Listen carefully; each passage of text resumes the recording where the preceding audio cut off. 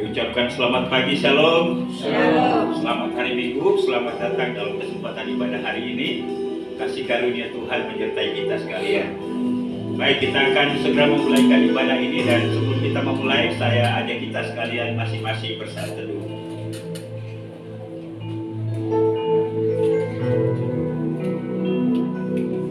Firman Tuhan dalam Mazmur nomor 117 ayat 1 dan 2 berkata, "Pujilah Tuhan hai segala bangsa, megahkanlah Dia hai segala suku bangsa, sebab kasih-Nya hebat atas kita, dan kesetiaan Tuhan untuk selama-lamanya." Haleluya. Kita siapkan pujian, katakan, "Ku masuk ruang Maha Kudus." Mari saya undang kita semua untuk bangkit berdiri.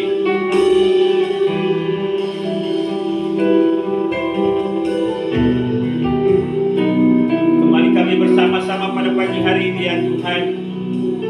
Selaku umat keputusan-Mu datang hampiri takhta kasih karunia-Mu. Kami mau memuji-Mu, kami mau menyembah-Mu, kami mau mendengarkan firman-Mu. Biarlah hari ini melalui ibadah ini Tuhan dimuliakan, Tuhan ditinggikan dan diagungkan. Dan kami percaya bahwa setiap kami pada pagi hari ini diberkati oleh Tuhan. Haleluya.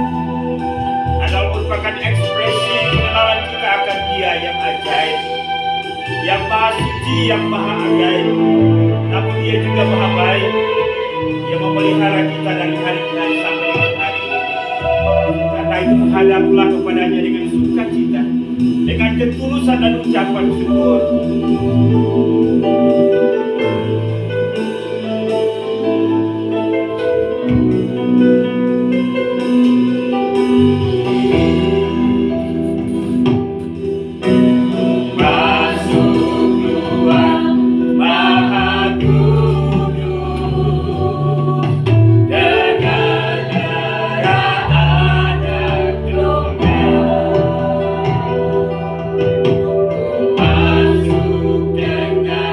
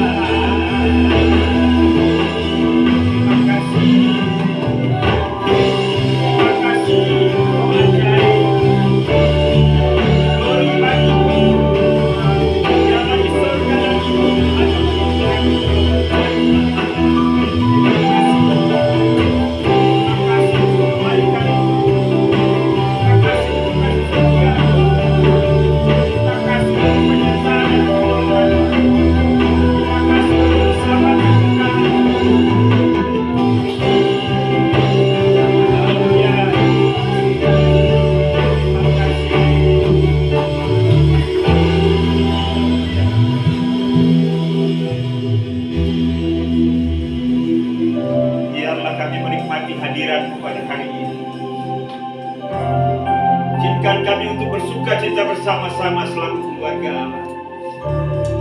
Terima kasih Tuhan.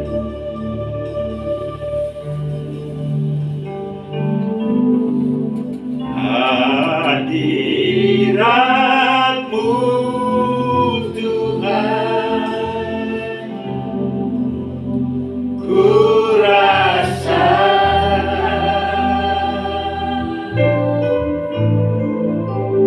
kekudusan-Mu Bapa penuhiku.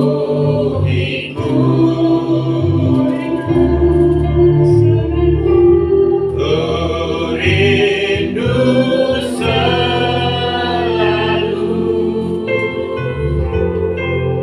diam dalam bait-Mu,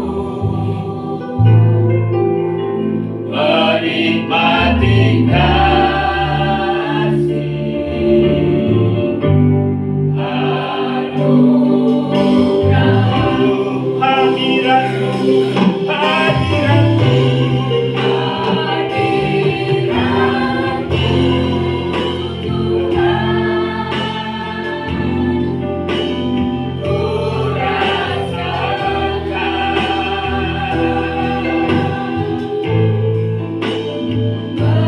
kekudusan-Mu Bapa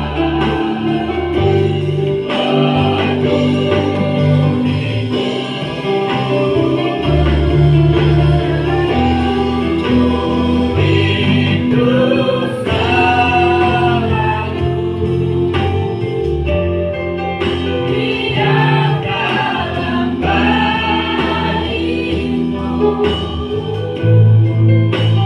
menikmati kasih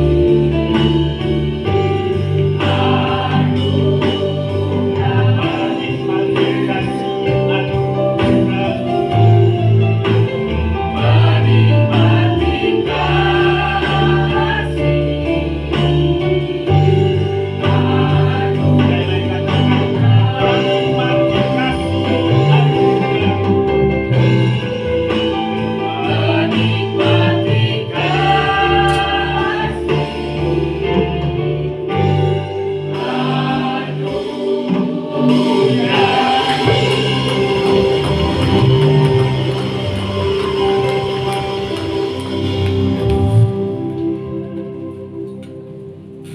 Ya Bapa, inilah kami pada pagi hari ini. Hari ini kami siap untuk beribadah. Kami siap untuk memuji dan menyembah. Kami siap untuk mendengarkan firman. Terimalah kehadiran kami dengan segala keberadaan kami. Terimalah juga dengan persembahan yang akan kami bawa kepadamu. Kami percaya hadirat Tuhan memenuhi kami pada hari ini. Lawat kami, biarlah hari ini kami sungguh menikmati persekutuan yang indah, yang agung, yang suci dan mulia, yang meneguhkan kami dalam menjalani kehidupan ini. Mohon urapan-Mu atas setiap hamba-hamba-Mu yang melayani. Biarlah pelayanan ini dipersembahkan untuk kehormatan Bapa, Anak, dan Roh Kudus, Tritunggal yang Esa. Pimpinlah ibadah kami dari awal sampai selesai. Biarlah ibadah ini sungguh memuliakan Tuhan dan menjadi berkat bagi kami. Ibadah kami pada pagi hari dari awal pertengahan hingga selesainya, kami buka hanya di dalam nama Allah Bapa, Allah Anak, dan di dalam persekutuan Roh Kudus, Tritunggal yang Esa. Haleluya. Sama-sama kita katakan amin.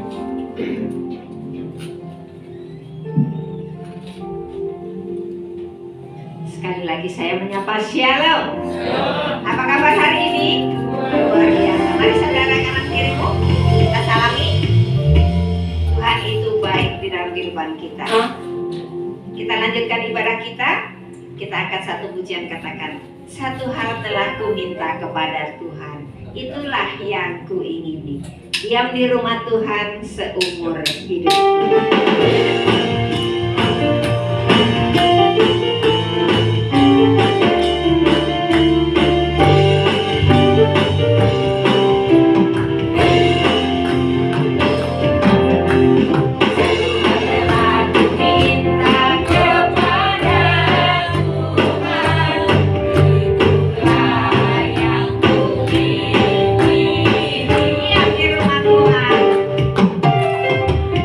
di rumah Tuhan.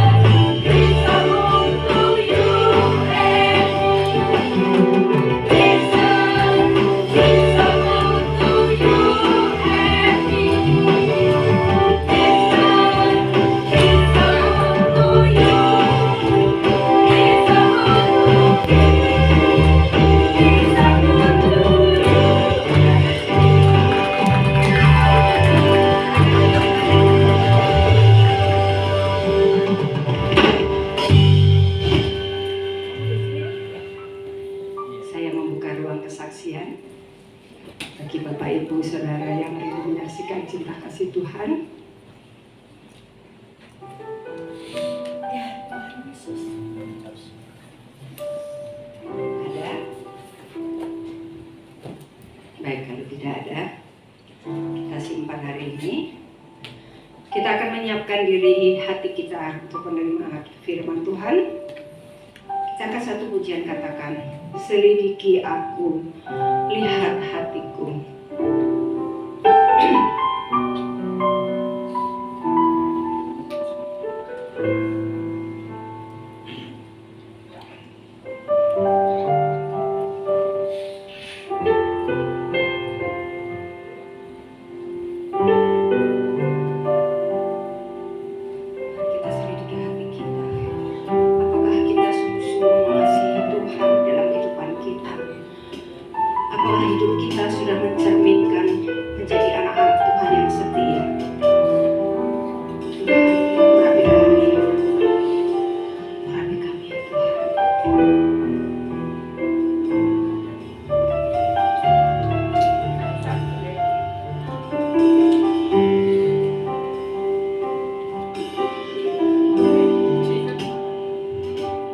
Selidiki aku, lihat hatiku, apakah ku sungguh mengasihimu, Yesus,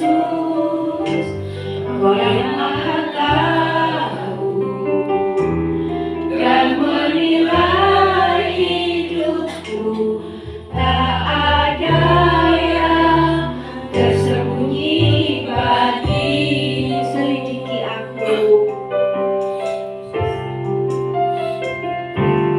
selidiki aku, lihat hatiku, apakah ku sungguh mengasihimu, Yesus, Kau yang Maha tahu dan menilai hidupku, tak ada yang tersembunyi bagimu. Telah kulihat kebaikanmu yang tak pernah habis di hidupku. Ku berjuang sampai akhirnya, Kau dapati aku tetap setia.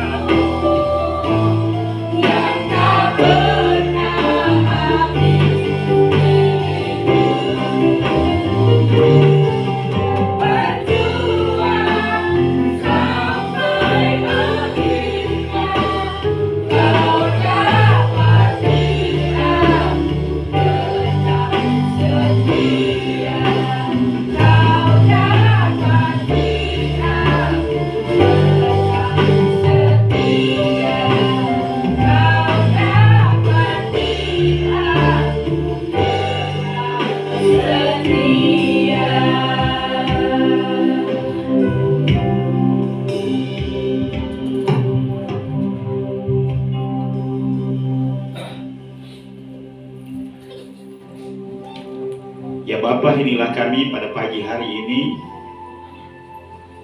kerinduan kami bahwa dalam sepanjang perjalanan hidup kami, dalam segala keberadaan kami, Engkau mendapati kami tetap setia, bahkan sampai pada akhirnya. Makasih untuk kebersamaan kami pada hari ini. Kami dapat memasuki minggu baru dan bulan baru. Kami mengucap syukur untuk sepanjang bulan yang lalu, bahkan sepanjang minggu yang kami lalui, dengan berbagai pengalaman yang Tuhan izinkan untuk kami hadapi dan kami alami dan kami melewatinya. Semua karena anugerah Tuhan. Hari ini kami ada di sini, kami telah menyatakan apa yang ada dalam hati kami tentang kasih setiamu, kebaikanmu, kemuliaanmu. Kami dapat mengekspresikan sikap dan tanggapan kami terhadap apa yang Kau lakukan dalam hidup kami melalui lagu-lagu hari ini. Kiranya Tuhan menerima semuanya itu, dan biarlah ini juga semakin meneguhkan kami. Makasih sekali lagi untuk kebersamaan kami hari ini sebagai keluarga Allah. Kami dapat menikmati hadirat-Mu. Ini tiba saatnya kami akan belajar firman-Mu. Karena itu kami mohon biarlah Tuhan Engkau bicara kepada kami. Teguhkan kami melalui firman-Mu. Beri rema kepada kami melalui firman-Mu, dan mampukan kami untuk bisa melakukannya di dalam hidup kami. Hamba-Mu yang Tuhan percayakan untuk membawakannya pada hari ini, mari Tuhan urapi, biarlah Roh Kudus menaungi, menyertai dan memberkatinya, sehingga kami sama-sama diberkati dan kami pulang dengan sukacita. Segala kuasa setan yang mencoba untuk mengalihkan perhatian kami dengan berbagai cara, bersama-sama kami tolak di dalam nama Yesus. Roh Kudus, bekerjalah sepenuhnya agar kami diberkati firman pada hari ini. Inilah doa kami, di dalam nama Tuhan Yesus kami berdoa, haleluya, amin. Baik, puji Tuhan, silakan duduk.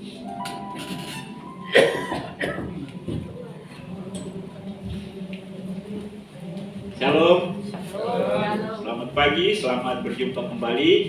Kita bersyukur untuk penyertaan Tuhan. Kita bisa melewati bulan Juni, dan hari ini kita sudah berada pada bulan Juli kembali. Ya, Tuhan mengizinkan berbagai pengalaman secara manusia, entah itu menyukakan ataupun tidak. Tapi kita sadari bahwa pengalaman apapun, walaupun pengalaman pahit, Tuhan turut bekerja di dalamnya untuk mendatangkan kebaikan bagi setiap kita yang mengasihinya. Amin, Bapak Ibu. Amin. Puji Tuhan. Baik, mari kita membuka firman Tuhan pada hari ini yang terambil dalam kitab Injil Yohanes. Kita baca Injil Markus, bukan Yohanes. Markus pasal 3. Kita akan baca ayat 1 sampai dengan ayat yang ke-6.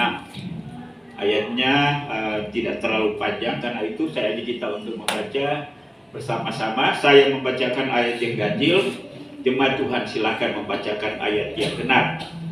Markus pasal 3 ayat 1 sampai dengan ayat yang ke-6. Saya membacakan lebih dahulu.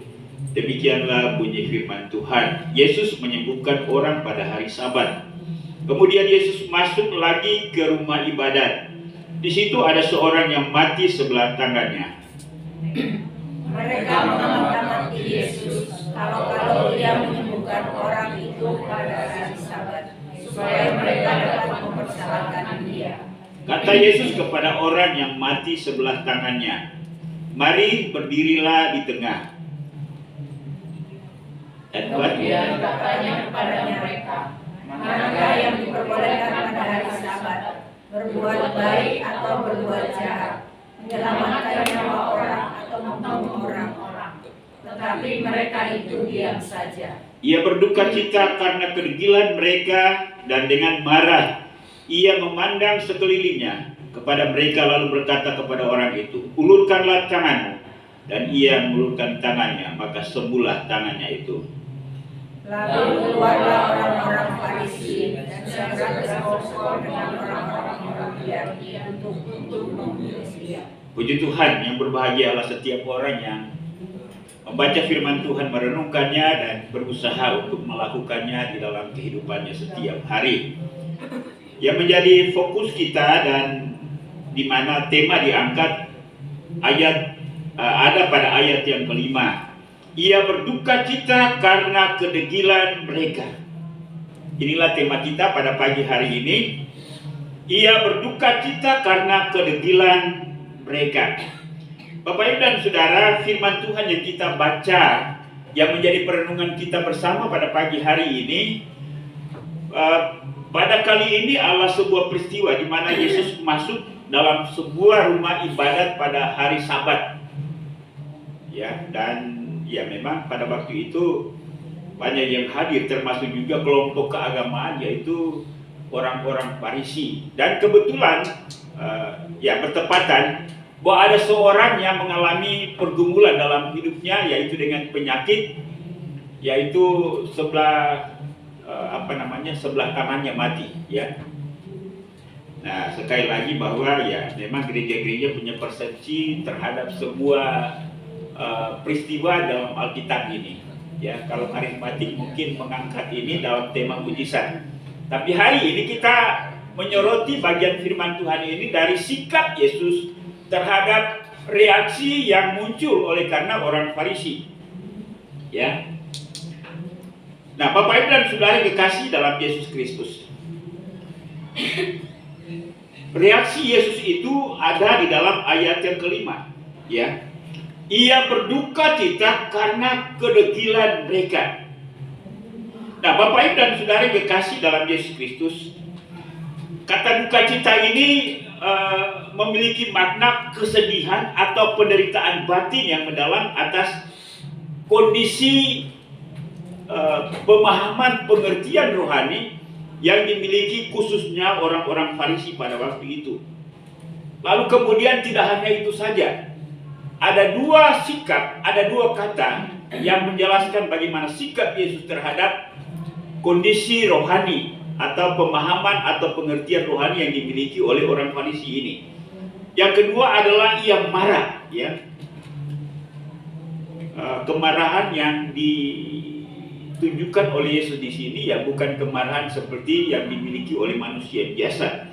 Apatah lagi ya orang-orang Farisi ini. Kemarahan yang Yesus tunjukkan di sini adalah kemarahan yang kudus, kemarahan yang ilahi. Mungkin kita berkata kemarahan yang kudus itu bagaimana? Ya. Nah, biasanya kalau manusia marah, ya sebenarnya dia hanya mengeksploitasi atau memperlihatkan, mengekspresikan kekesalannya, atau juga luapan emosi. Tapi motif Yesus dalam marah di sini adalah kekecewaan, rasa tidak puas atas kondisi rohani atau pemahaman rohani yang dimiliki oleh orang-orang Farisi ini. Nah, apa yang kita bisa pelajari pada sikap ini, pada sikap Yesus ini? Yesus memiliki perhatian yang khusus atau istimewa terhadap pemahaman rohani atau pengertian setiap orang. Atau yang saya ingin katakan secara singkat ialah bahwa Yesus itu sebenarnya ingin supaya kita memiliki tingkat pemahaman, tingkat pengertian yang lebih lagi terhadap kebenaran firman Tuhan. Dan atas pemahaman dan pengertian itu, maka kita bisa bersikap secara objektif atau mandiri, bijaksana di dalam melakukan hal yang benar dan menolak hal yang tidak benar. Amin, Bapak Ibu.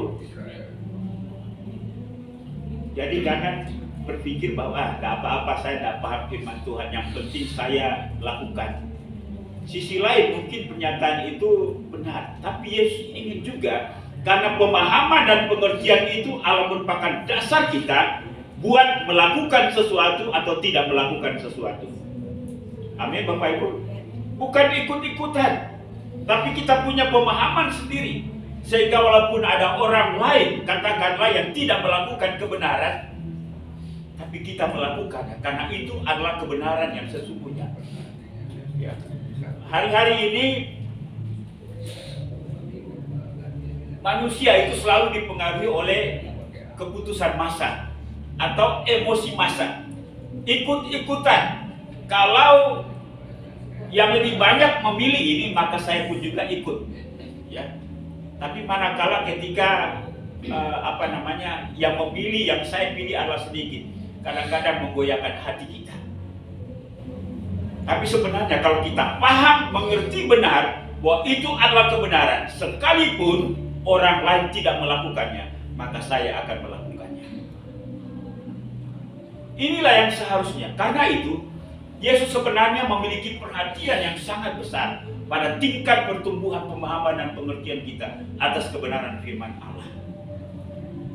Kita melakukan sesuatu atau kita tidak melakukan sesuatu bukan karena orang lain, tapi karena pendirian yang didasari atas pengenalan akan Tuhan, atas pemahaman akan kebenaran. Hari-hari ini sekali lagi bahwa sistem demokrasi itu adalah berpihak kepada suara banyak, ya.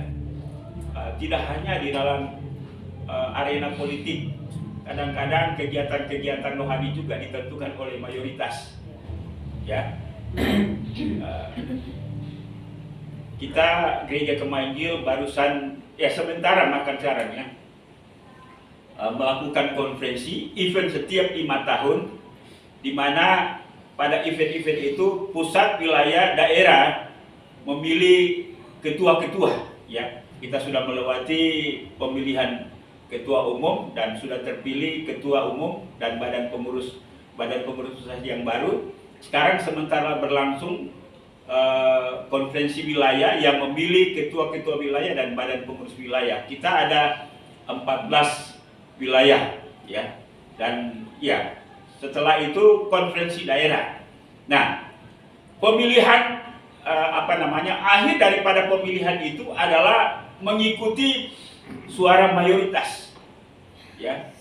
Nah, saya mengamati ya kadang-kadang juga ada manuver-manuver, deal-deal yang sifatnya politis di dalam pemilihan itu, ya.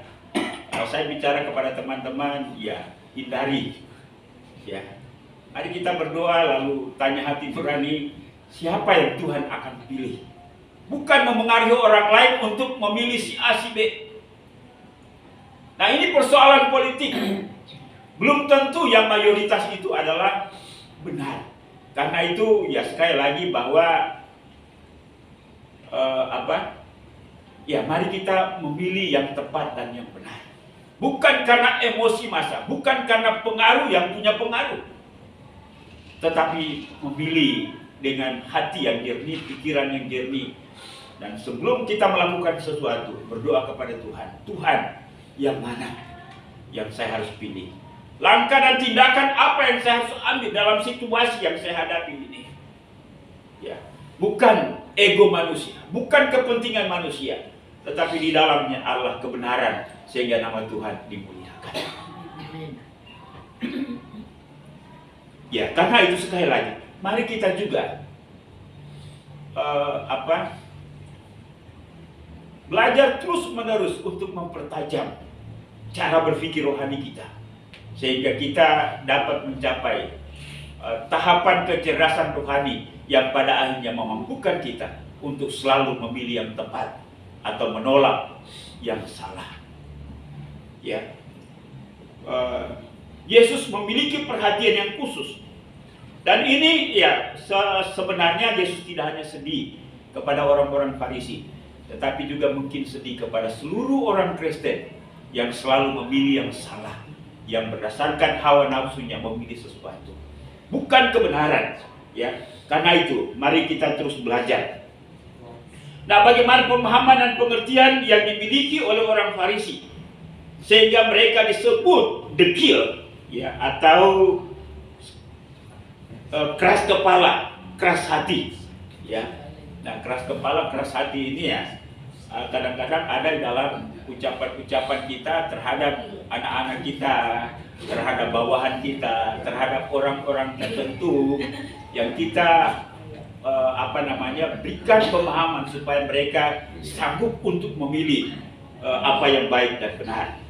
Dan hal itu dimiliki oleh orang Farisi. Nah, siapa sebenarnya orang Farisi ini, Bapak Ibu? Nah, orang Farisi, kata Farisi itu sendiri memiliki arti yang terpisah, ya. Mengapa mereka disebut sebagai Farisi atau yang terpisah? Karena mereka memisahkan diri dari budaya atau pengaruh asing. terutama waktu di mana Yesus hidup itu, yang berkembang pada waktu itu adalah budaya Helenistis. Helenistis itu adalah didominasi oleh budaya Yunani. Ya, walaupun waktu itu di tanah Israel itu, Palestina itu ya banyak orang Yahudi. Tetapi karena perkembangan zaman, maka budaya Yunani itu sangat dominan atau memengaruhi. Kalau di Indonesia sekarang disebut dengan budaya apa?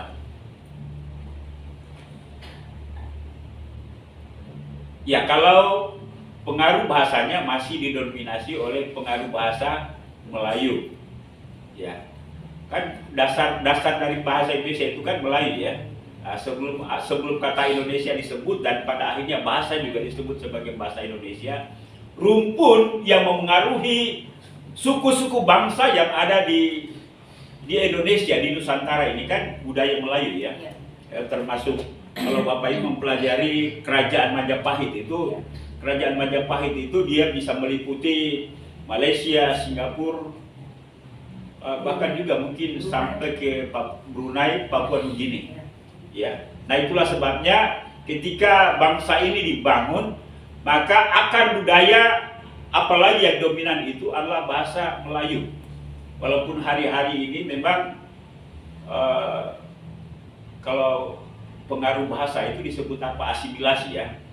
Lebih banyak bahasa Arab, kemudian juga bahasa Inggris, juga bahasa apa, Jawa, Betawi. Ya, ada suku-suku yang muncul walaupun ya tidak representatif dalam penggunaan bahasa, tapi paling tidak 1-2 kata itu muncul. Nah, kalau kata beta itu bahasa apa? Beta itu saya. Tetapi ada juga suku tertentu yang menggunakan kata beta. NTT juga kata beta ya. Tapi paling tidak mungkin kalau kita mencoba untuk melihat ke belakang dari mana muncul kata beta itu, ya kita akan menemukan kesamaan 1-2 suku di Indonesia, ya. Tetapi pada akhirnya kita dipadukan dalam satu budaya, tidak lagi Melayu yang dominan, tapi Indonesia. Nah, waktu itu di zaman itu bahasa Helenis ini, walaupun memang ya ada bahasa Arab. Ya, ada bahasa Arab karena ada orang-orang Arab juga yang berdagang sampai ke Palestina di zaman Yesus. Karena itu kalau kita melihat dalam Perjanjian Baru ada juga kata Arab kan. Ya, jadi itu perkembangan. Nah, jadi ada orang-orang khusus dari orang-orang Yahudi ini yang disebut dengan Farisi ini punya komitmen yang tinggi untuk tetap melestarikan budaya Yahudi ya, supaya tidak terkontaminasi dengan kebiasaan-kebiasaan, tradisi, budaya lain, dan kemurniannya itu tetap dijaga. Dan mereka inilah yang ada di garis depan. Ya, ya memang kalau sebuah budaya, apalagi bahasa, itu kecenderungan bahasa suku-suku bangsa di Indonesia ini mungkin beberapa puluh tahun ke depan akan hilang. Ya, kecuali mungkin yang tidak hilang itu ada beberapa suku yang betul-betul sangat kuat, misalnya Batak, Jawa. Kalau Minahasa sudah mulai kurang ya, ya akan hilang ya. Kalau orang Ambon itu ada, kalau bahasa asli disebut sebagai bahasa tanah ya. Jadi karena memang ya proses globalisasi secara internasional juga nasional, katakan saja anak-anak dari berbagai suku yang misalnya lahir di Jakarta sini, ya mungkin sudah malas untuk pakai bahasa bahasa daerah, bahasa suku itu ya. Ibu Pri, anak-anak di rumah masih pakai bahasa Indonesia. Di Jawa, bahkan di Jawa itu anak-anak mudanya udah nggak bisa bahasa kromo, inggil itu udah nggak bisa. Jadi sudah mulai hilang juga. Ya, itu lama-lama ke depan ya memang pada akhirnya ya. Nah itulah sebabnya itu tanggung jawab para sesepuh setiap suku-suku untuk tetap menjaga budaya, kelestarian daripada ya khususnya untuk bahasa ya. Bu Vivi, anak-anak bahasa Minahasa yang asli masih nggak lagi kan? Akan hilang ya. Nah, kecuali mungkin ya Batak ini Batak. Nah, orang-orang Farisi ini menyadari akan bahaya ini ya. Ya termasuk bahasa dan juga tradisi-tradisi. Dan itulah sebabnya kelompok mereka ini adalah kelompok, walaupun mereka adalah kelompok keagamaan, tetapi juga kelompok sosial.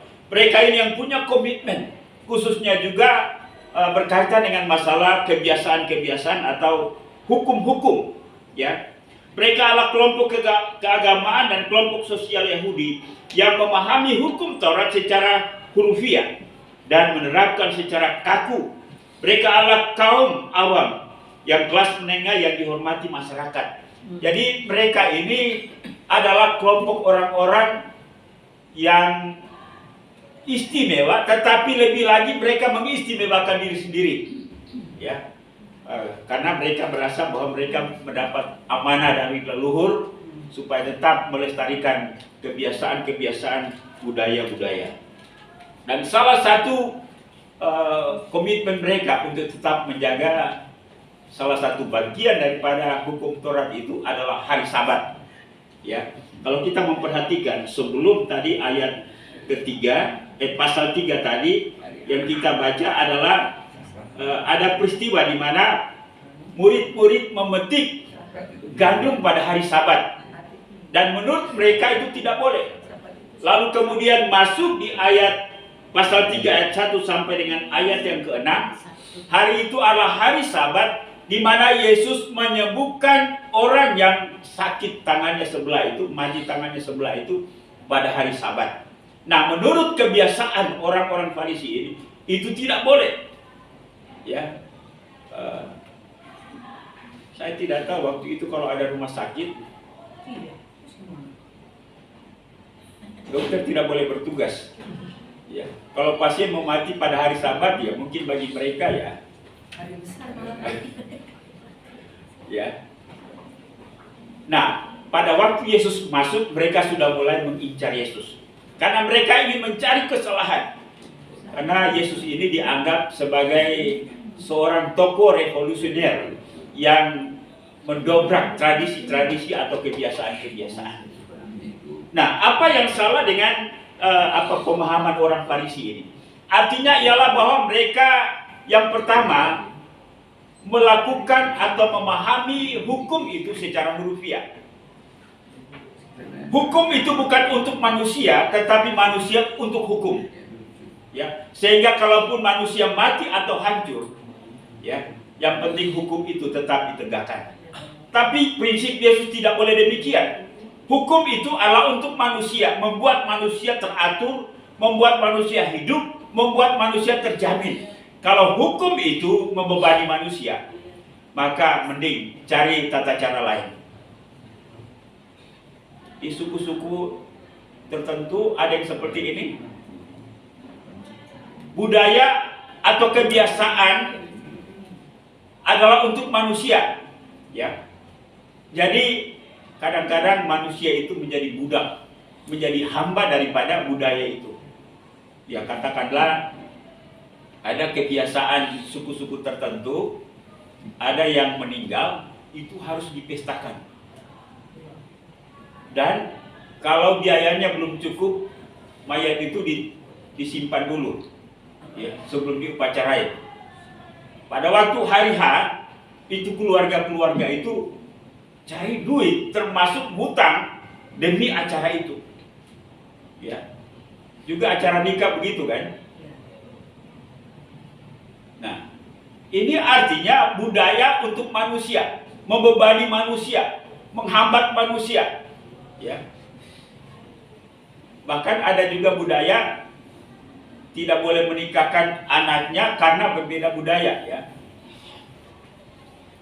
Mesti satu suku, walaupun itu sekarang ini ya sudah mulai melemah, ya. Kan ada budaya-budaya tertentu harus satu suku, ya. Mulai melemah karena ya generasi hari-hari ini mungkin sudah tercabut dari akar budaya, sehingga ya mereka mencoba untuk sesuatu yang baru. Ya. Nah, orang Farisi ini adalah orang yang demikian, dan menurut Yesus ini salah. Karena itu Yesus selalu bertentangan dengan orang-orang Farisi ini. Ya.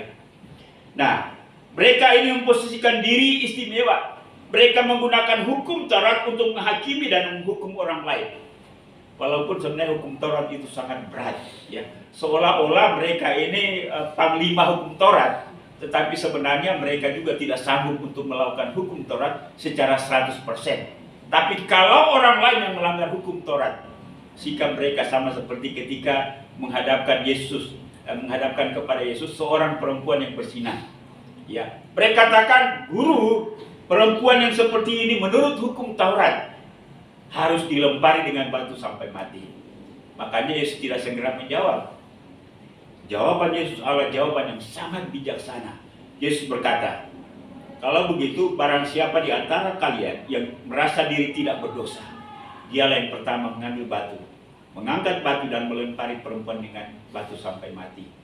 Mereka sadar diri juga bahwa walaupun mereka adalah panglima hukum Taurat, tetapi mereka tidak melakukan hukum Taurat sebagaimana seperti yang mereka mau. Artinya ialah bahwa hukum Taurat itu ketat, tajam bagi orang lain, tetapi bagi mereka ya boleh fleksibel. Nah, kalau sekarang ini kan ada pernyataan hukum itu tajam ke bawah, tumpul ke atas. Ya. Mereka keras dengan orang lain, tapi dengan diri mereka sendiri. Nah, ini sebuah kemunafikan, dan Yesus memang menganggap mereka adalah orang-orang munafik. Ya. Mereka pada akhirnya karena sikap yang seperti ini, mereka menolak Yesus dan kebenaran ajaran Yesus. Bapak Ibu dan Saudara yang kekasih dalam Yesus. Akibat dari sikap mereka adalah pertama, mereka disebut sebagai orang yang degil hatinya. Mereka memiliki pemahaman rohani yang sangat memprihatinkan. Dan inilah yang membuat Yesus sedih, bahkan marah. Mengapa Yesus marah? Karena Yesus menyampaikan kebenaran yang mungkin berbenturan dengan hukum Taurat ini bukan hari itu saja, tapi terus menerus. Kalau satu kali Yesus menyampaikan kebenaran yang berbeda dengan hukum Taurat ini, mungkin Yesus masih bisa paham. Tapi justru secara terus menerus, dan akibatnya Yesus tidak hanya sedih, tapi Yesus juga marah. Kemudian mereka tidak mengenal Yesus dan menolak Yesus dan ajarannya. Mereka beroposisi atau berseberangan dengan kebenaran yang sejati. Bapak Ibu dan Saudara, inilah kondisi rohani yang dimiliki oleh orang Farisi ini. Ya. Karena itu yang menjadi pembelajaran kita bersama dan perenungan bersama tentang orang Farisi ini adalah yang pertama, mereka merasa diri istimewa dan mendatangkan sikap sombong. Saya rasa bahwa sikap seperti ini tidak hanya menjadi godaan bagi orang Farisi, menjadi godaan bagi manusia secara umum. Kalau manusia itu memiliki sesuatu yang lebih, bukankah kelebihannya itu yang kadang-kadang dia merasa tergoda untuk lebih daripada orang lain, bukan? Merasa pintar, merasa kaya, merasa jadi pejabat, selalu memerintah, selalu mengatur orang lain, ya. Makanya kalau di politik itu ada istilah, kalau sudah duduk di kursi itu lupa berdiri. Kalau sudah ada di atas lupa turun. Ya. Itu juga tidak hanya berlaku di dalam bidang sekuler, juga dalam kehidupan rohani. Saya mencoba untuk mengamati, ya ini bukan menyudutkan ya, tapi paling tidak ini menjadi sebuah perenungan kita bersama. Kita juga para pemimpin, walaupun mungkin di level jemaat, tetapi ini juga harus menjadi pertimbangan kita ya. Di dalam sebuah jemaat, katakanlah ada BPJ atau majelis yang sudah puluhan tahun, sudah menjabat sebagai majelis, itu kadang-kadang punya rasa tersendiri untuk mereka, ya. Karena punya pengalaman, kalau mungkin di kita karena kita masih belum terlalu lama kita, ya. Seperti kalau gereja-gereja Kema Injil yang sudah 40-50 tahun, itu cengkraman pengaruh daripada majelis atau BPJ yang sudah puluhan tahun, itu pengaruh mereka sangat kuat. Lalu kemudian kalau ada muncul pemimpin-pemimpin baru, nah biasanya itu akan sedikit tabrakan, ya. Jadi ya ini persoalan-persoalan yang kadang-kadang ada dalam gereja. Ada sebuah ide baru, ada sebuah gagasan baru, kadang-kadang mendapat hambatan dari orde lama, ya. Kalau kita tidak terasa. Tapi memang ya proses regenerasi itu pasti akan terjadi. Ini tidak hanya di level jemaat. Di level daerah, level wilayah, pusat juga seperti itu. Orang menduduki jabatan sebagai ketua daerah, sebagai ketua wilayah. Makanya kenapa dibatasi sampai 2 periode? Karena menjaga itu, ya. Nah, kadang-kadang ketua wilayah yang sudah turun, dia kaderkan yang lain, ya. Nah, ini bahayanya. Lalu kemudian main nerobos saja. Yang penting pilih orangnya supaya orangnya jadi. Lalu kemudian dia tetap punya pengaruh walaupun dia tidak lagi menjabat sebagai ketua daerah atau ketua wilayah. Tapi ada orang-orang yang diatur. Itu yang disebut dengan sindrom pemimpin, ya. Nah, jadi kalau orang merasa punya kelebihan, ya, dia bisa menggunakan kelebihannya itu untuk mempengaruhi orang lain. Kalau pengaruhnya itu Allah yang baik, yang benar, itu yang kita dukung. Tetapi kalau pengaruhnya itu Allah pengaruh yang salah, ini bahaya, ini akan menghancurkan kebersamaan dan organisasi, ya. Merasa diri istimewa, ya. Kadang-kadang ada seorang gembala yang sudah berlama-lama juga di sebuah gereja, bisa juga muncul hal yang kurang bagus, ya. Makanya kalau gereja Kema Injil, kalau yang datang itu 2 periode juga, ya. Tapi kalau perintis 20 tahun, lalu kemudian setelah itu ada fleksibel, ya. Nah, tapi kita belum terlalu kentara dengan itu, ya. Ya, kalau saya mau diganti juga enggak apa-apa, ya. Ya. Asal ada yang mau, ya. Ya, jadi itu orang merasa diri senior, merasa diri punya pengaruh, merasa diri punya jasa, merasa punya pengalaman dan lain-lain sebagainya. Ini punya godaan yang sangat tinggi untuk bisa ya katakanlah tanda kutip merusak proses regenerasi. Orang Farisi ini seperti itu. Akhirnya mereka menjadi sombong. Mereka merasa diri istimewa. Jangankan generasi muda, apalagi kalau Yesus berusia 33,5 tahun. Dia dianggap masih muda. Kemudian juga dia bukan kalangan rohaniawan. Papa mamanya itu tukang kayu, ya, sama dengan Jokowi, ya. Ya. Makanya hari ini Jokowi itu diganggu terus karena dia dianggap bukan siapa-siapa. Tapi ya Jokowi juga sadar, saya masih dari dulu orang kampung saya, ya. Ya, rendah hati. Ya. Bukan seperti yang lain, dia naik karena saya, ya.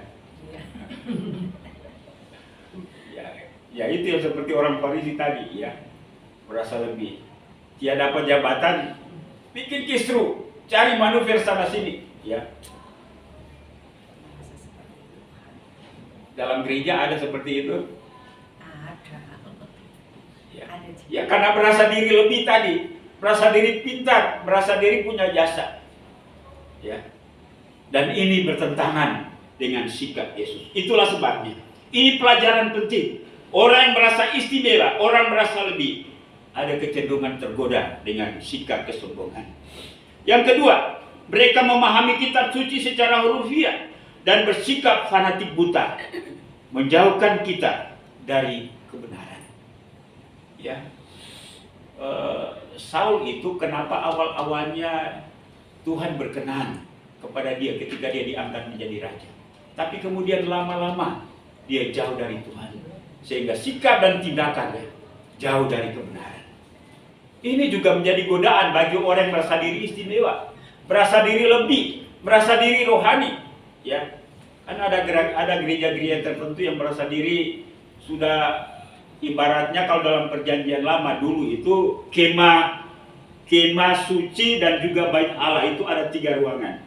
Ruangan pelataran, ruangan kudus, dan ruangan maha kudus. Ada orang-orang Kristen tertentu, gereja-gereja tertentu, dia sudah ada di ruang maha kudus. Yang lain itu masih di ruang pelataran. Ya. Tapi saya rasa yang punya hak untuk menilai itu hanya Tuhan. Ya. Kalau gereja Kemah Injil, ya biarlah kita tetap jadi orang di pelataran, tapi kita tetap dekat dengan Tuhan. Amin. Amin. Nah, ketika Yesus memberikan sebuah perumpamaan tentang 2 orang yang datang ke bait Allah untuk berdoa, yang satu dia berdiri dengan gagah, lalu dia katakan, Tuhan, aku tidak seperti orang lain. Aku hidup kudus, aku memelihara hari Sabat, aku memberikan persepuluhan, aku melakukan itu dan ini. Tetapi kemudian datang seorang yang lain, menengadah ke langit saja dia tidak berani. Dan dia berkata, dia menepuk-nepuk dadanya, Tuhan, aku orang berdosa, aku ini, ampunilah saya. Yang Yesus benarkan yang mana? Yang pertama atau yang kedua? Yang kedua, yang rendah hati, yang siap untuk menerima kebenaran. Ini bertentangan dengan sikap orang Farisi tadi. Karena itu sekali lagi, mari kita pahami siapa kita. Apa kita senior secara rohani? Belum tentu kita lebih rohani daripada mereka yang junior. Apa kita sering melayani? Bukan berarti bahwa kita lebih dipakai oleh Tuhan daripada yang lain. Rendah hati. Kalau Tuhan memberikan kesempatan untuk kita melayani, lakukan itu dengan tulus hati. Ya. Mengapa? Karena Tuhan membutuhkan orang yang rendah hati dan bersikap sederhana, yang mau taat dan setia kepada kebenaran. Sudah berapa lama kita menjadi orang Kristen? Kadang-kadang menjadi orang Kristen yang sudah lama. Ya. Ada orang Kristen berkata, "Opa saya jadi pendeta. Papa saya jadi pendeta. Hari ini juga saya jadi pendeta." Jadi pendeta itu menjadi kebanggaan baginya. Tetapi apakah dia bisa melihat, Tuhan, walaupun saya pendeta, seperti apa hidup saya? Seperti apa pemahaman saya? Seperti apa sikap dan tindakan-tindakan saya terhadap kebenaran selama ini? Apakah sudah sesuai dengan maumu? Itu yang menjadi pernyataan, pertanyaan bagi setiap kita. Kalau kita masih melihat, masih lubang sana sini, kita perlu tutupi itu. Kita perlu perbaiki itu. Minta Tuhan untuk membimbing kita, sehingga kita tidak berada pada tempat orang Farisi yang merasa eksklusif, istimewa, lebih tinggi daripada orang lain. Dan pada akhirnya mereka buta terhadap kebenaran, bahkan mereka menolak Yesus itu sendiri. Walaupun mereka adalah pemimpin mengajarkan agama, tetapi justru mereka berseberangan dengan Yesus. Apakah ada orang-orang seperti ini dalam gereja? Ya. Saya tidak mau berkata pasti ada, tapi mungkin ada. Amin Bapak Ibu. Seperti apa selama ini sikap hidup kita sebagai pelayan dalam gereja, sebagai pemimpin dalam gereja, sebagai aktivis dalam gereja, sebagai anggota jemaat? Mari kita berdoa kepada Tuhan. Tuhan, jauhkanlah dari saya sikap orang Farisi ini. Biarlah saya tetap memiliki hati yang rendah. Sekalipun mungkin saya menjadi orang Kristen sudah 50 tahun, 60 tahun, 70 tahun. Tapi biarkanlah saya sama seperti bayi yang terus-menerus merindukan akan kebenarannya. Bukan seperti orang Farisi yang merasa sudah cukup. Bapak Ibu dan Saudara yang dikasihi dalam Yesus Kristus, kata terakhir yang bisa kita pelajari dari firman Tuhan pada pagi hari ini, mari pilihlah jalan cara hidup yang berbeda dari orang Farisi ini. Karena Yesus membutuhkan orang-orang yang rendah hati, yang siap untuk dididik, yang siap untuk menerima kebenaran, memiliki hati yang sederhana, dan mau taat sampai akhirnya. Kiranya Tuhan memberkati kita sekalian. Haleluya. Amin. Amin. Baik, saya ajak musik ke depan.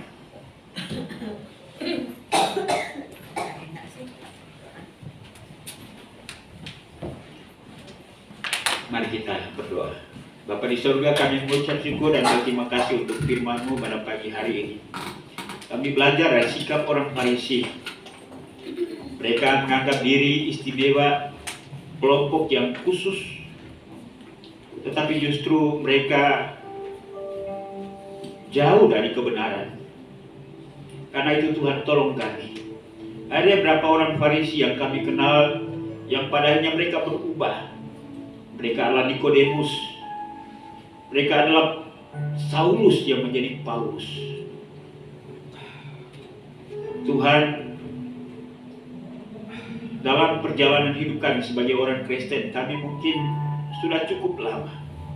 Kami menjabat sebagai pengurus gereja, bahkan sebagai gembala, sebagai guru sekolah minggu, sebagai orang tua. Kami mau supaya kami terus menerus belajar, sehingga kami tidak salah langkah. Kami tetap memiliki kerendahan hati sama seperti seorang anak yang terus menerus mengingini akan kebenaran sejati dari Kristus. Berkati kami hari ini yang belajar firman-Mu, supaya kami dijauhkan dari kesombongan. Dan biarlah kami terus menjadi orang yang rendah hati sampai selama-lamanya. Inilah doa syukur kami atas firman-Mu. Mencurahkan firman-Mu, ingatkan kami tentang firman-Mu dalam kehidupan kami setiap hari, supaya kami tidak salah langkah. Hari ini juga kami akan mengingat penderitaan dan kematian Kristus di atas kayu salib dengan melakukan perjamuan kudus. Karena itu Tuhan tolong kami, supaya apa yang kami lakukan berkenan kepada Tuhan dan terus meneguhkan kami, sehingga kami terus kuat di dalam firman-Mu dan kami terus mengalami kemenangan. Inilah doa syukur kami Tuhan. Dalam nama Tuhan Yesus kami berdoa dan ucap syukur. Haleluya. Amin. Baik, saya mengundang BPJ bersama saya untuk melayani jemaat dalam perjamuan kudus pada pagi hari ini. Kita akan pujian katakan, buka dengan barang puasa, aku telah mati.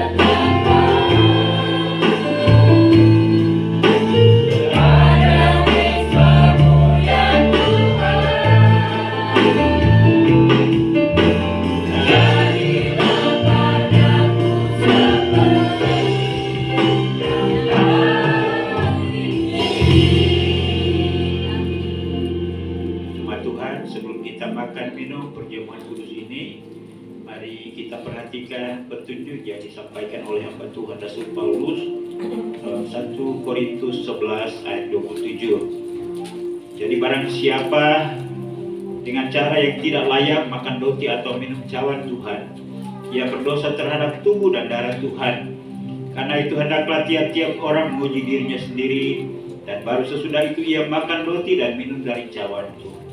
Karena barang siapa makan dan minum tanpa mengakui tubuh Tuhan, ia mendatangkan hukuman atas dirinya. Saya berikan kesempatan bagi setiap kita pada pagi hari ini untuk masing-masing berdiri di hadapan Tuhan. Kalau ada sesuatu yang ingin dinyatakan kepada Tuhan, pengampunan ataupun juga komitmen di hadapan Tuhan, mari nyatakan itu di hadapan Tuhan dengan ketulusan hati. Atau juga ada pergumulan, mungkin ada di antara Bapak Ibu yang mengalami gangguan kesehatan, sakit, minta kepada Tuhan untuk menjamah dan menyembuhkan kita.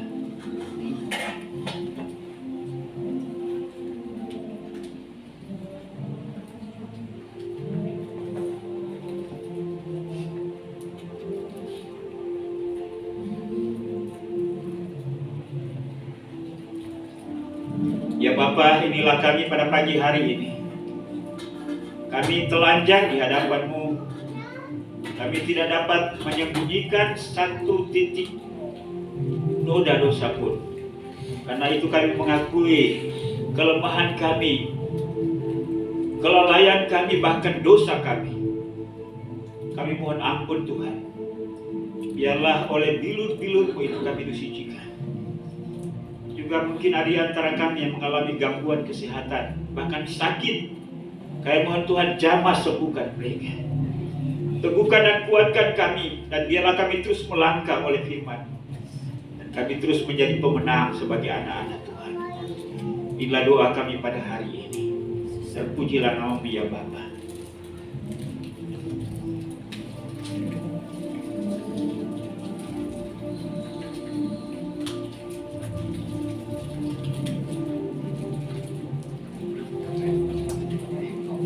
Mari kita angkat roti atau hosti yang ada di tangan-tangan kita dan ingatkanlah firman Tuhan. Sebab apa yang telah kuteruskan kepadamu telah aku terima dari Tuhan, yaitu bahwa Tuhan Yesus pada malam waktu ia diserahkan, mengambil roti dan sesudah itu ia mengucap syukur atasnya. Ia memecah-mecahkannya dan berkata, inilah tubuhku yang diserahkan bagi kamu. Perbuatlah ini menjadi peringatan akan aku. Mari kita makan bersama-sama.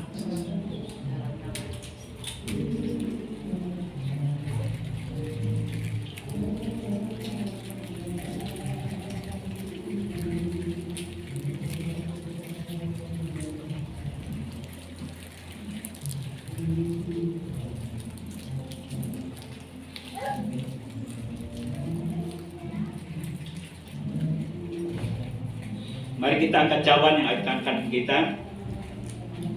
Demikian juga ia mengambil cawan sesudah makan lalu berkata, cawan ini adalah perjanjian baru yang diperceraikan oleh darahku. Berbuatlah ini setiap kali kamu meminumnya, menjadi peringatan akan aku. Mari kita minum bersama-sama.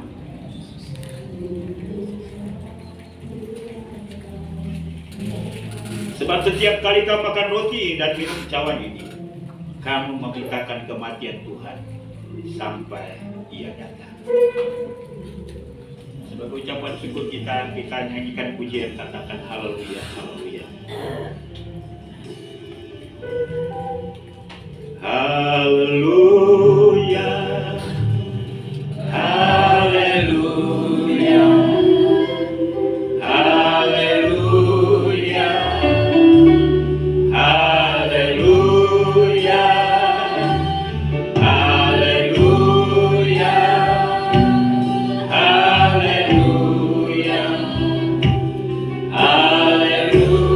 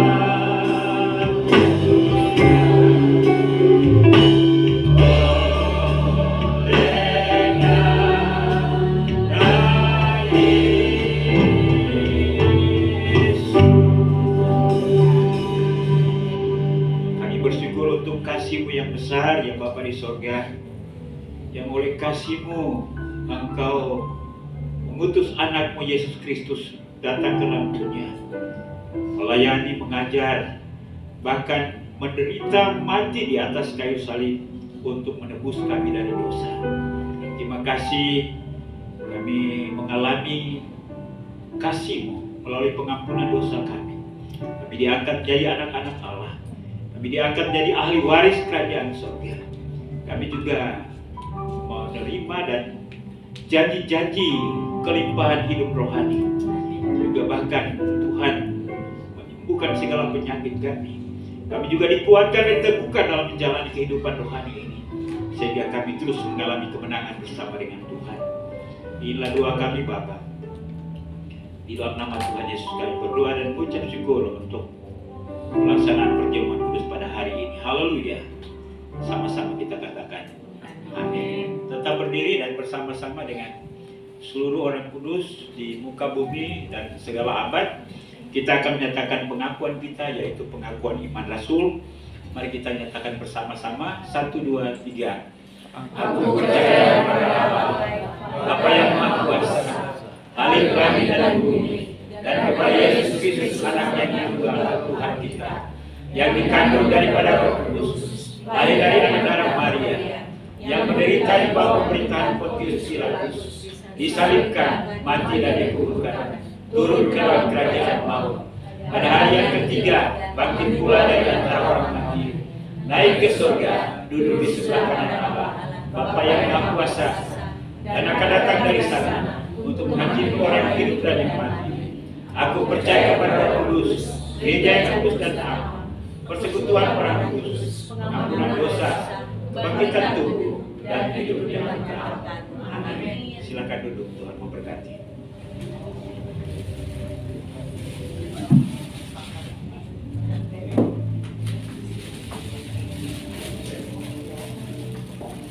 Kita akan memberikan persembahan. Saya juga Jonathan atau persembahan.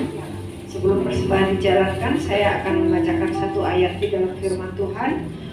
Di dalam Malayaki 3 ayat 10 dan 12. Bawalah seluruh persembahan persepuluhan itu ke dalam rumah perbendaharaan, supaya ada persediaan makanan di rumahku.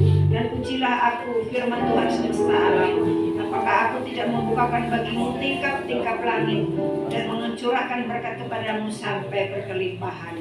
Maka segala bangsa akan menyebut kamu berbahagia, sebab kamu ini menjadi negeri kesukaan, firman Tuhan semesta alam. Mari kita satu dalam doa. Bapa, terima kasih untuk segala kebaikan-Mu di dalam kehidupan kami, pimpinan-Mu, penyertaan-Mu di sepanjang kehidupan kami hari lepas hari, pribadi lepas pribadi, bahkan keluarga. Terima kasih untuk segala yang Tuhan sudah kerjakan di dalam kehidupan kami. Kami percaya bahwa tanpa Tuhan kami ini tidak bisa berbuat melakukan apapun. Tuhan, sebagai rasa syukur kami rindu memberi dari sebagian apa yang Tuhan sudah berikan kepada kami. Kami tahu, kami merasakan bahwa mungkin pemberian kami tidak seberapa dibanding kasih-Mu yang luar biasa dalam kehidupan kami. Tapi kami ingin memberikan yang terbaik. Kami ingin memberikan dari hati kami. Terima kasih Tuhan, terimalah persembahan ini menjadi dupa yang harum di hadapan-Mu. pakailah Tuhan persembahan ini untuk memperluas kerajaan. Terima kasih Tuhan, berkati tangan-tangan yang akan memberi ini. Terima kasih Tuhan, kami serahkan hidup kami ke dalam tangan-Mu. Di dalam nama Tuhan Yesus kami mengucap syukur. Haleluya. Amin. Kita ke satu pujian, katakan setia, setialah, setia.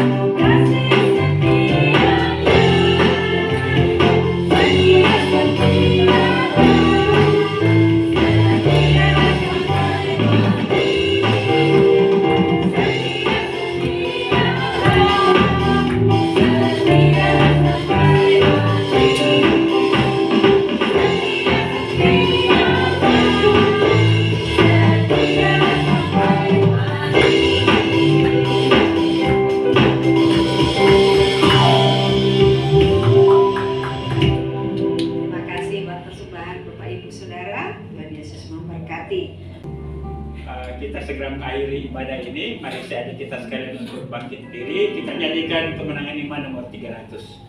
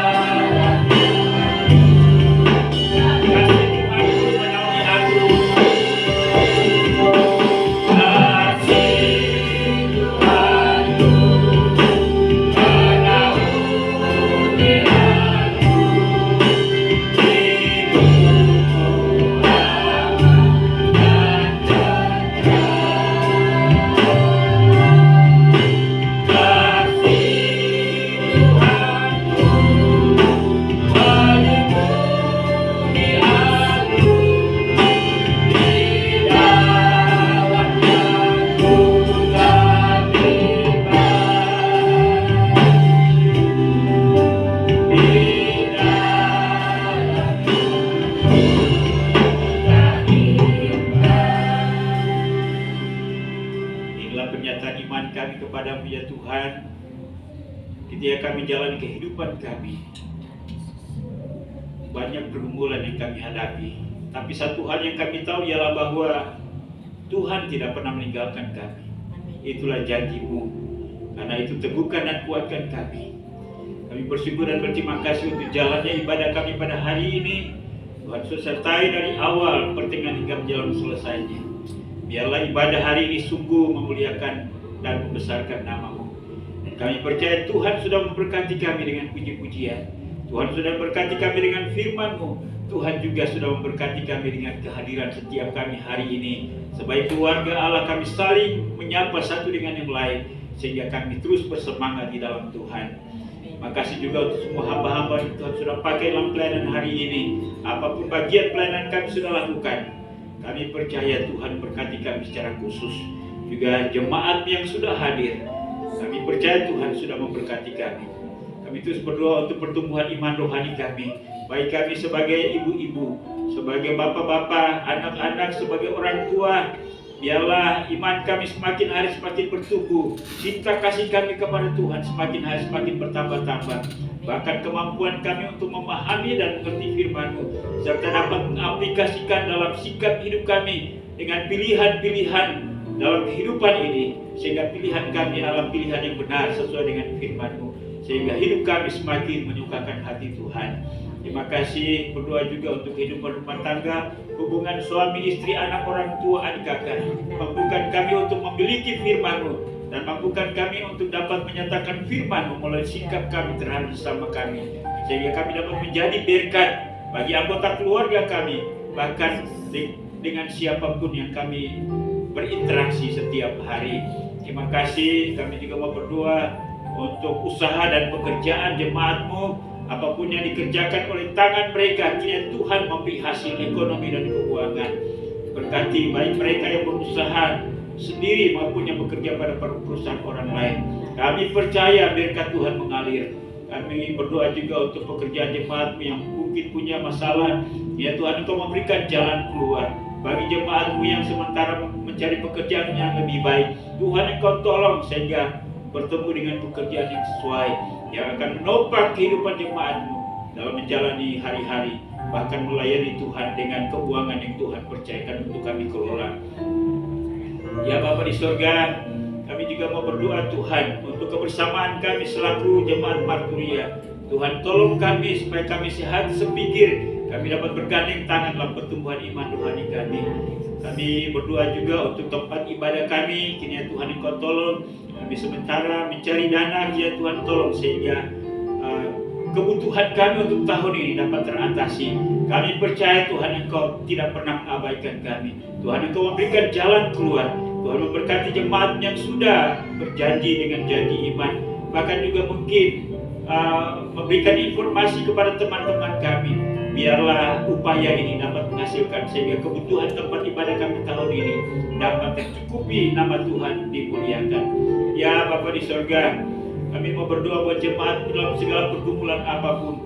Kami mohon kiranya Tuhan Engkau tolong mereka ketika mereka berdoa dan minta tolong kepadamu. Tuhan Engkau memberikan jalan keluar.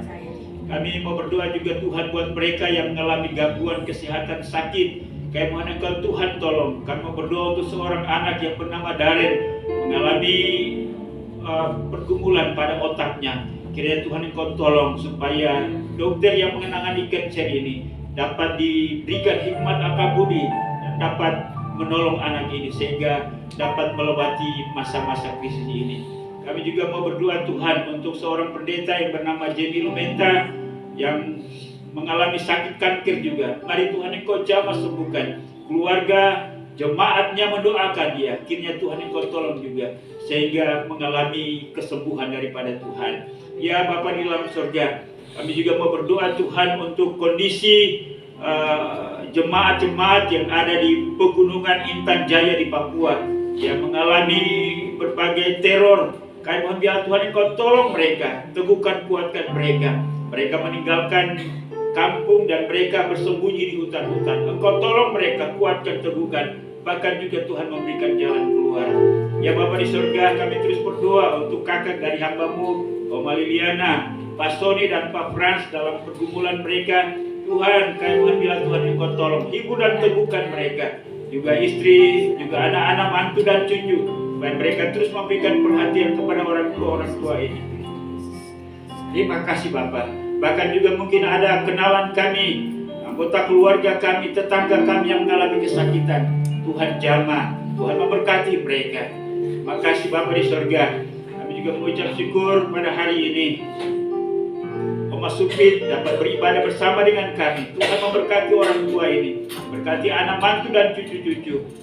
Dan Tuhan Engkau juga memberkati apa yang menjadi pergumulan dalam hidupnya.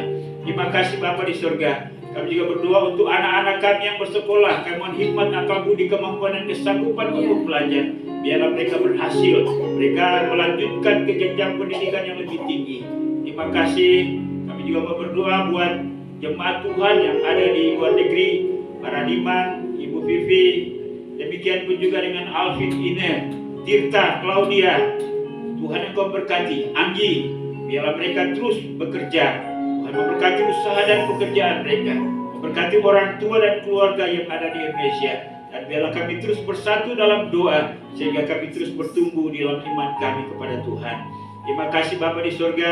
Kami mau berdoa juga untuk gereja Kemah Injil Indonesia, baik pada tingkat pusat, wilayah, daerah sampai kepada gereja-gereja lokal. Tuhan Engkau memberkati para pemimpin kami. Hari-hari ini ada terselenggara konferensi-konferensi wilayah. Nanti akan menyusul konferensi-konferensi daerah. Penetapan program 5 tahun ke depan serta ketua dan badan pengurus yang baru. Biarlah Tuhan turut campur tangan sehingga yang terpilih adalah mereka yang mendapat panggilan dan amanat dari Tuhan untuk dapat melanjutkan kepemimpinan 5 tahun ke depan Gereja Kemah Injil Indonesia. Biar Tuhan pakai gereja ini untuk menjadi sarana dapat menjangkau jiwa dan Injil keselamatan dapat tersebar luaskan di seluruh pelosok tanah air Indonesia.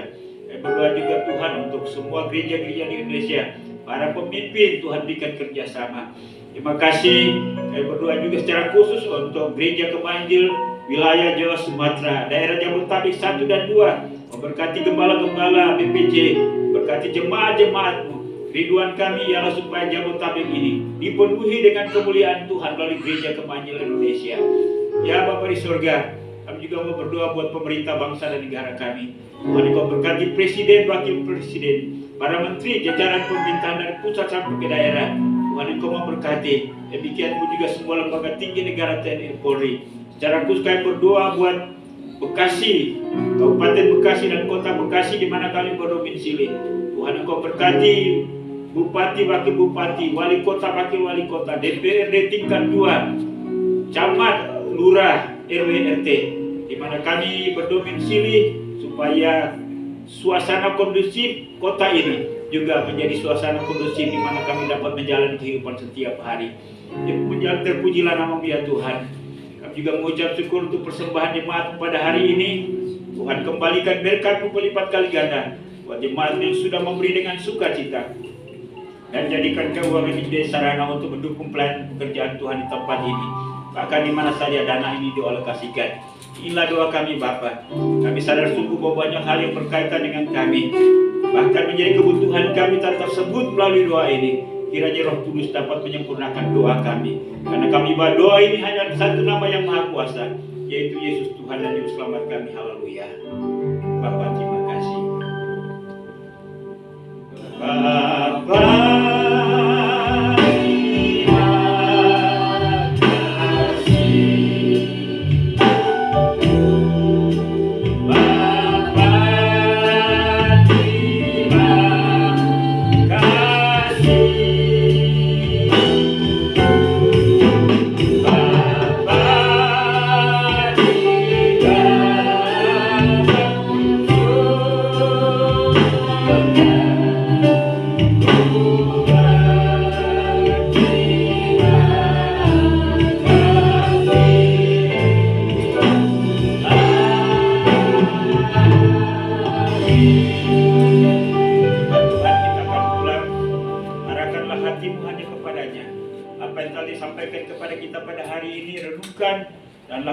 itu dalam segenap kehidupanmu. Pulanglah dan biarlah penyertaan Tuhan sempurna dalam hidup kita dalam sepanjang minggu, bahkan dalam sepanjang kehidupan kita. Biarlah kasih karunia-Nya senantiasa menyertai kita. Karena itu biarlah damai sejahtera Allah, kasih karunia oleh Yesus Kristus, dan penyertaan tuntunan penghiburan Roh Kudus menyertai kita sekalian hari ini, bahkan sampai Maranatha, Yesus datang untuk menjemput salib-salibnya. Haleluya. Sama-sama kita katakan amin. Silakan duduk, ibadah kita sudah selesai. Tuhan memberkati. Sampai kita berjumpa kembali pada kegiatan-kegiatan ibadah selanjutnya. Tuhan memberkati dan selamat hari Minggu. Shalom.